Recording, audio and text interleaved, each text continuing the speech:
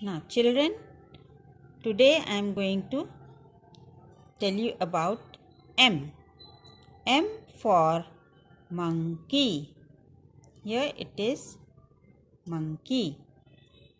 Now, N for nest. You can see a nest. O for ox. Here it is given ox. Now here you can see P for parrot. This is parrot.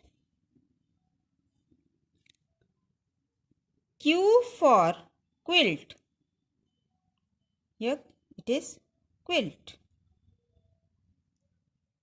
Now R for rhinoceros. You can see the figure rhinoceros. So, thank you children. You are studying very well.